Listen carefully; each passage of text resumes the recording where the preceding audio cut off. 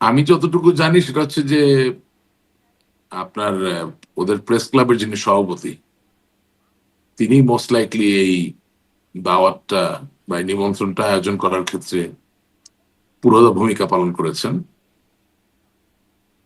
এবং আমরা social media থেকে যতটুকু পাই, কারণ আসলে তো এখন আমাদের দলের বেশিরভাগ অ্যাক্টিভিটি সোশ্যাল মিডিয়া নির্ভর হয়ে গেছে। আপনার একেবারে কনভেনশনাল মিডিয়া বলতে যা বোঝায় তার মাধ্যমে কোনো বিবৃতি দেওয়া বা কোনো স্টেটমেন্ট দেওয়ার জায়গায় তো আমরা অনেকদিন ধরে নাই। সোশ্যাল মিডিয়া মিডিয়া থেকে আমরা যেটা পাচ্ছি যে আসলে ওই দাওয়াতটাতে যাদেরকে দাওয়াত করা হয়েছিল মূলত few Indian politicians and few main stream journalist, তারা কেউই আসলে খুব একটা সাড়া দেন নাই বা উপস্থিত হন নাই। তো সেটা না হওয়ার পিছনে সঙ্গত কারণ আছে, কারণ আসলে আওয়ামী লীগ বলতে তো অন্য যারা দাওয়াত দিচ্ছেন বা দাওয়াত খেতে চাচ্ছেন বা দাওয়াত খাওয়াতে চাচ্ছেন তাদেরকে খুব একটা বাইরের বিশ্বের মানুষ ওইভাবে নেতৃস্থানীয় মনে করেন না। আওয়ামী লীগের জন্য আওয়ামী লীগের সভানেত্রী ফ্যাক্টর, সুতরাং এদের দাওয়াত আসলে কতটুকু সাড়া দিবে সেটা প্রশ্ন থেকে যায়। আর ভারতীয় গণমাধ্যম বলুন বা কি উদ্দেশ্যে এই দাওয়াতটা ছিল? হ্যাঁ, আমি সেই জায়গায় আসছি। ভারতীয় গণমাধ্যম বলুন বা ভারতীয় রাজনীতিবিদ, তাদের কাউকে বোকা মনে করার কোনো সুযোগ তো নাই। তাদের নিজস্ব একটা রিসার্চ এবং একটা অ্যানালিসিসের জায়গা আছে। সেই জায়গা থেকে কোন নেতার কতটুকু গ্রহণযোগ্য, কতটুকু জনপ্রিয়তা আছে বা কার কতটুকু মেকানিজম আছে কোনো পরিবর্তন আনার, আহ সেটা তো একটা ফ্যাক্টর। সুতরাং সেই জায়গা থেকে খুব উঁচু মান কেউ পাবেন বলে আমার মনে হয় না। হুম, যাদের নাম বা কথা উঠছে, এটা এক। দুই নাম্বার, এখানে একটা উল্লেখ থাকে যে বাংলাদেশে মার্কিন যুক্তরাষ্ট্রের একজন রাষ্ট্রদূত ছিলেন যার নাম ছিল মার্শা বার্নিকেট। যদি আমি, হ্যাঁ, তো এখন মার্কিন যুক্তরাষ্ট্রের যেটা ব্যাপার হয়ে গেছে সেটা হচ্ছে মার্কিন যুক্তরাষ্ট্রের রিপাবলিকানরা একবার ক্ষমতায় আসে, ডেমোক্রেটরা একবার আসে, কিন্তু রিপাবলিকান অর ডেমোক্রেট ইররেসপেক্টিভ তারা তাদের রাষ্ট্রদূত যেই হোক তাকে তারা ওন করে। রাষ্ট্রদূত মানে ওই দেশ, অর্থাৎ মার্কিন যুক্তরাষ্ট্র, because he or she is carrying the flag of United States of America, and that's a very big deal for Americans and also in American politics. Because আপনি জানেন যে আমাদের দেশে যেমন ধরেন নির্বাহী ক্ষমতার যিনি অধিকর্তা অর্থাৎ যিনি প্রধানমন্ত্রী, তিনি চাইলেই যে কাউকে রাষ্ট্রদূত বানাতে পারেন। কিন্তু মার্কিন যুক্তরাষ্ট্রের ব্যাপারটা এরকম না। মার্কিন যুক্তরাষ্ট্রের একজন রাষ্ট্রদূতের appointment has to be approved and acknowledged by the Senate. So it's a very big deal, it's a big thing. একদিকে নমিনেট করা, আরেকদিকে অ্যাপ্রুভালের ব্যাপার আছে। তো সেই জায়গা থেকে যেটা হচ্ছে যে জনাব জাহাঙ্গীর কবির নানক সাহেব বাংলাদেশ আওয়ামী লীগের প্রেসিডিয়াম সদস্য, কিন্তু মার্শা বার্নিকেটের গাড়িতে হামলা করার যে মামলা, সেই মামলার তো উনি এক নাম্বার আসামি। এবং আওয়ামী লীগ 17 বছর ক্ষমতায় ছিল, তদন্ত করে তার নামটা কিন্তু মামলা থেকে বাদ দিতে পারে নাই। তার মানে কি? তার মানে হচ্ছে যে প্রচন্ড চাপ ওই মামলার ব্যাপারে ছিল। এখন এমত অবস্থায় যারা ধরেন চোখ কান পোলা রাখে, ইন্ডিয়ার মতো জায়গায় যেটা পৃথিবীর সর্ববৃহৎ গণতন্ত্রের দেশ, সেই দেশের একজন রাজনীতিবিদ বুঝে না বুঝে না খোঁজ নিয়ে চলে যাবেন। আমি আশা করি আপনি বুঝতে পারছেন আমি কি বলতে চাচ্ছি। তার মানে আওয়ামী লীগের এমন ব্যাকগ্রাউন্ডের নেতাদের ডাকে সাড়া দিলেন না অতিথিরা, নাকি আওয়ামী লীগের ডাকেই আসলে এখন আর সাড়া মিলছে না?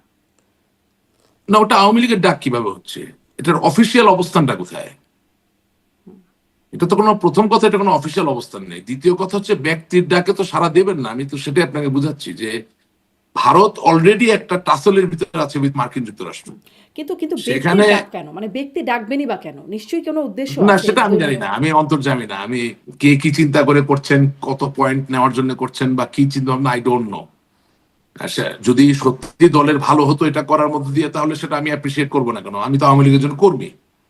হ্যাঁ, আমার তো হারানোর আছে, পাওয়ার কিছু নাই। হ্যাঁ, দল ভালো করলেই সেটা আমার পাওয়া, দল ভালো জায়গায় গেলেই সেটা আমার পাওয়া, আমি তাই মনে করি। শুধু আমার একার না, কোটি মানুষের পাওয়া। কারণ বাংলাদেশের রাজনীতিতে ভারসাম্য যদি ফিরে আসে আওয়ামী লীগ ফিরে আসার মধ্য দিয়ে, তাহলে এটার উপকার শুধু আওয়ামী লীগ যিনি করেন তিনি পাবেন না, এটার উপকার 17 কোটি মানুষই পাবেন। যে কোনো জায়গার ভারসাম্যর উপকার সকলে পায়।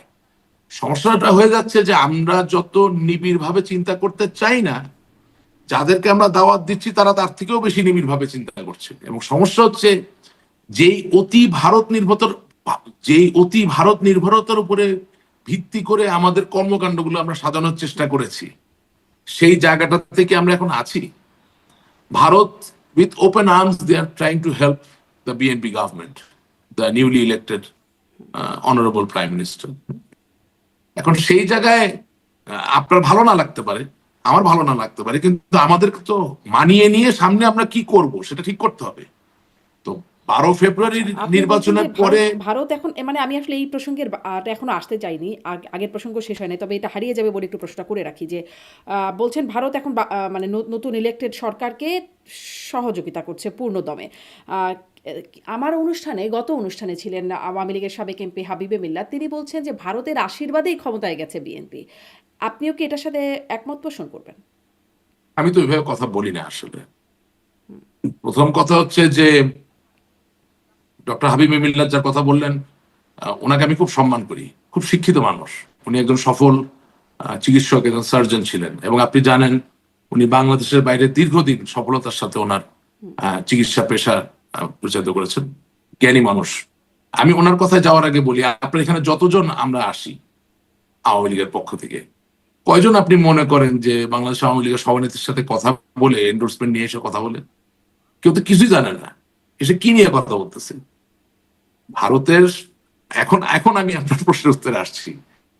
ভারতের সমর্থন নিয়ে এসেছি কি আসেনি সেটা তো অনেক গভীর বিষয়। আমি একটু অগভীর জায়গায় কথা বলি, সেটা হচ্ছে যে আপনি বাংলাদেশের সাবেক প্রধানমন্ত্রী, বিএনপির চেয়ারপারসন, বর্তমান মাননীয় প্রধানমন্ত্রী মা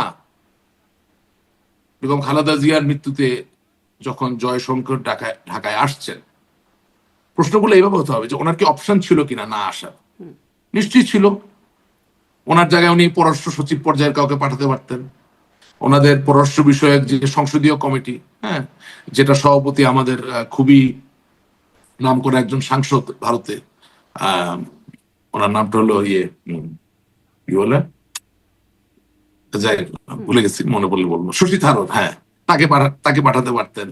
আপনি একসময় বাংলাদেশে যিনি রাষ্ট্রদূত ছিলেন হর্ষবর্ধন সিংলা, যিনি এখন রাজ্যসভার সদস্য, তাকে পাঠাতে পারতেন। অপশন গুলা কি কি ছিল? অনেক অপশন ছিল, বাট জয়শঙ্করজি নিজে আসার সিদ্ধান্ত নিলেন। এখন আপনি এটা খাতায় লিখে ফেলেন। 2 নাম্বার, ওনার সাথে প্রণয় বার্মা, সে যাওয়া আশা করছে। এরপরে আপনি ভারতের সংসদে বেগম খালেদা জিয়ার মানে জন্য শোক এটা প্রস্তাব একদম হচ্ছে। ওপেন যে ভারত সমর্থন হ্যাঁ, একরকম দিচ্ছে, কিন্তু না না, এভাবে না, তার এভাবে আশীর্বাদে হবে না। আসছে, এটি কি? না, আমি একটা ভিন্ন আঙ্গিক দেওয়ার চেষ্টা করছি আপনার অনুষ্ঠানে, একদমই না। It's a question of option. আমি আওয়ামী লীগকে ফেলে দিচ্ছি না, আমি কাউকে উপরে উঠেছি, আমি আপনাকে রিয়েলিটি গুলো বলতেছি। আপনি ভারতের সংসদে বেগম খালেদা জিয়ার মৃত্যুতে আপনি শোক প্রস্তাব করলেন। এখন অপশন গুলো কি? প্রস্তাব হচ্ছে যে হুসেন মোহাম্মদের সাথে 9 বছর রাষ্ট্রপতি ছিল, তার তো ভারতের সাথে কোনো বিমাতা সুলভ সম্পর্ক ছিল না, কিন্তু তার নাম কি সংসদে উঠেছে? উঠে নাই। এর আগে অনেক রাষ্ট্রপতি, আরো অনেক প্রধানমন্ত্রী মৃত্যুবরণ করেছেন, তাদের কারো নাম কি সংসদে শোক প্রস্তাব দেওয়া হয়েছে? দেওয়া হয় নাই। তার মানে কি, অপশন ছিল শোক প্রস্তাব না আনার, কিন্তু নেওয়া হয়েছে। গেল। এবার আপনি চলে আসেন সামনের দিকে, নির্বাচন হওয়ার পরে বাংলাদেশের নবনির্বাচিত প্রধানমন্ত্রী জনাব তারেক রহমানকে কি ভারত অভিনন্দন জানিয়েছে? হ্যাঁ, জানিয়েছে। অপশন ছিল না জানানোর? হ্যাঁ ছিল, কিন্তু অভিনন্দন জানিয়েছে। তেল সংকট, বৈশ্বিক সংকট, সেখানে ভারত বাংলাদেশকে সহযোগিতা করার আশ্বাস কি জানাচ্ছে? জানাচ্ছে। কারণ কি? আপনার অনুষ্ঠানে আমি এর আগেও বলেছি, এখনো বলছি, জামাতে ইসলামী ক্ষমতায় আসার থেকে বিএনপি ক্ষমতায় আসা তাদের জন্য বেটার অপশন।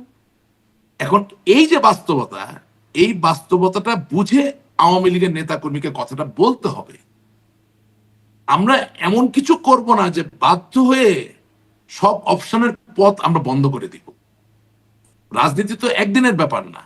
এমন কি হ্যাঁ, হচ্ছে আমরা যে তো, আওয়ামী লীগকে ছেড়ে ভারত এখন বিএনপির হাত ধরছে? না, আমি তো বলেছি এখানে ছেড়ে দেওয়ার তো কোনো বিষয় নেই, it's a question of option.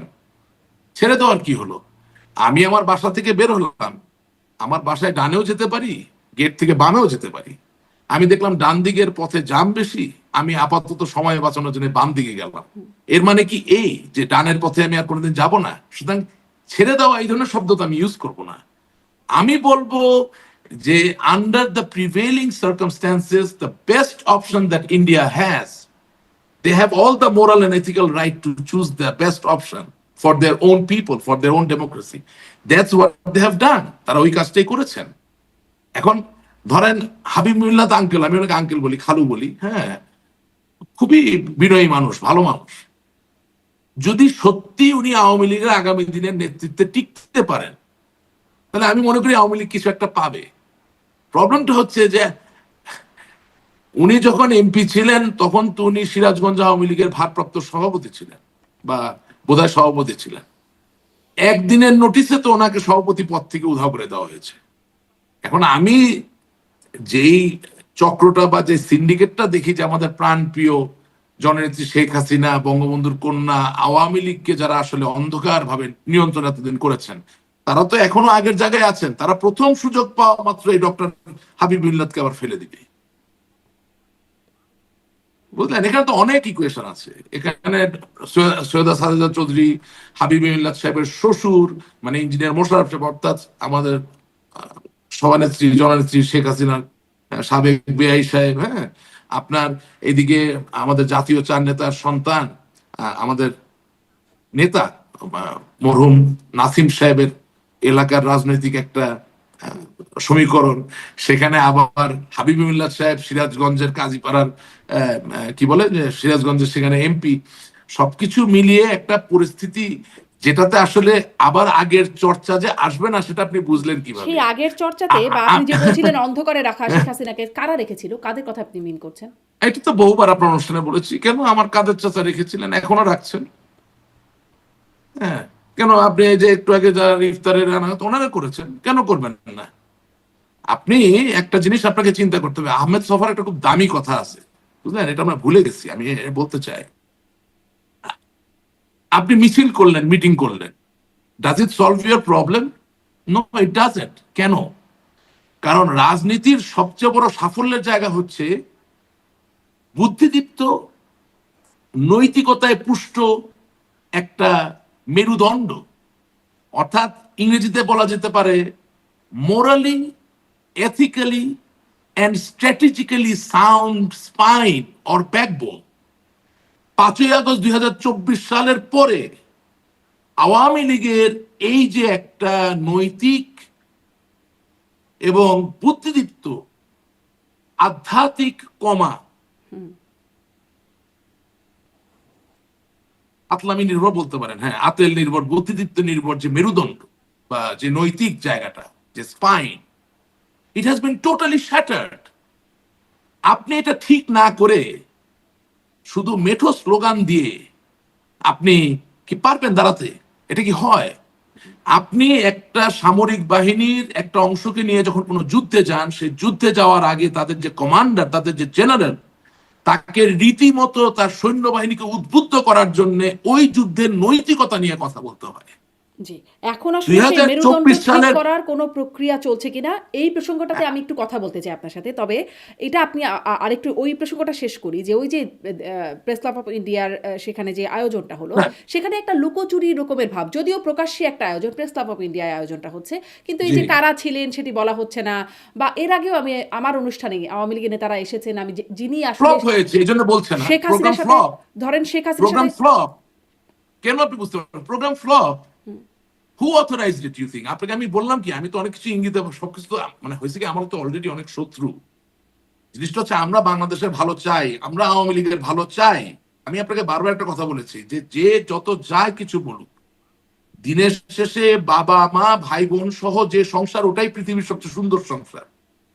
তাই বলে কি একা মা কোনো সন্তানকে বড় করে না? করে তো। একা বাবা কোনো সন্তানকে বড় করে না? করে তো। অনেক ভাই বোনের তো বাবা মাও থাকে না, হয়তো এতিমখানা থেকেও তো অনেক সন্তান বড় হয়ে ওঠে, ভালো হয়ে ওঠে, হয়, কিন্তু সেটা কি সবচেয়ে সুন্দর? না। সবচেয়ে সুন্দর ছবিটা হচ্ছে বাবা মা ভাই বোন অ্যাজ এ ইউনিট, কারেক্ট? তো বাংলাদেশ তো একটা সুন্দর দেশ। সেই দেশে আওয়ামী লীগ থাকবে, সাথে আরো 10টা গণতান্ত্রিক দল থাকবে, তারা নির্বাচন করবে, একবার আওয়ামী লীগ ক্ষমতায় আসবে, মানুষ পছন্দ না করলে আরেকজন আসবে, এটাই তো সবচেয়ে সুন্দর চিত্র, কারেক্ট? এখন ঘটনা হচ্ছে যে আমরা কি রাজনীতির ওই জায়গায় আছি? আপনি যে বলছেন লুকোচুরি, লুকোচুরি হবে না কেন? এটা তো স্কোর করার জিনিস।